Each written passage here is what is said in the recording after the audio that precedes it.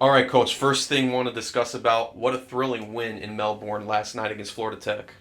Yeah, we've this team has answered the bell. They've been able to go on the road and get some big wins against teams that were, in this case, Tech was a game ahead of us, so it puts us in a tie for second place. But I'm just so impressed and pleased to be a part of this group. They compete and they care about each other and they care about winning. They just value things that matter for certain. Speaking of going up against a team, a tough road win, Cup coming this Saturday, going to the Arena to play Palm Beach Atlantic, another team that was 9-2 heading into Saturday as well, another team that's completely different. Talk to us a little bit about what it's going to entail to try to go over there and get a win. Well, Palm Beach Atlantic, I mean, they run great stuff offensively. They're an elite offensive team. They're one of the better offensive teams in the region.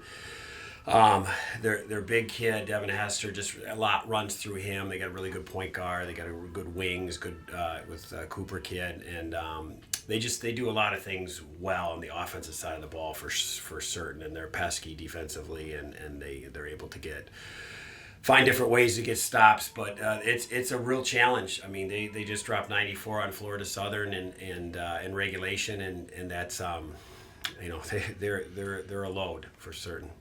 Knowing how we match up against Florida Southern, and obviously teams compete in a different realm, but going back to that upset win, does that change things a little No, bit? it's not an upset. Like this is a good team. Like it was not an upset win. Like to go, this is a good team that competes, and we're as every bit as good as these teams in the league. Palm Beach Atlantic, again, talking about them a little bit more, is a team, and just as we're alluding to, starts the season off, gets their shooting going, but like you alluded to, just a greatly talented offensive team and a team that in the past or four in the last 6 games has shot 48% or better. So what's it going to take to try to ruffle those numbers a little bit, or at the very least limit their chances and opportunities? Well, you have to fight the assist with them. They a lot of back cuts, a lot of stuff going to the rim. But you have to be disciplined defensively. You got to be able to stay at home. You got to be able to protect. Help your teammates out, but without getting into too many details and giving away all our trade secrets here, Angela, I'd just say you got to be on point. You got to be locked in. You got to be intense, and you got to play a physical, connected brand of defensive basketball.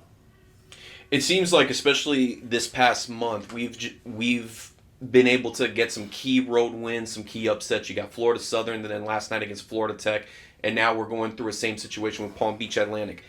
It's another pivotal game, obviously, but is there any type of pressure to win this game? Is there anything that rides on the team in terms of, we have to win, or the mindset starts to change a little bit? No, this league has just got so much parity. It's just every game really matters. There's no separate. You're trying to get separation. Everybody's trying to get separation from the team below them, catch the team above them, whatever it is, and everyone's capable of beating everyone. Literally, everyone's capable of beating everyone. So, especially in that pack, that 2 through 11 pack right now. I mean, right now, nobody's touched Nova yet, but everyone else is. Whether it's home, away, it's been proven. You better be ready to go, and if you want to be able to be standing at the end of the year in March, you got to win some of these games in January.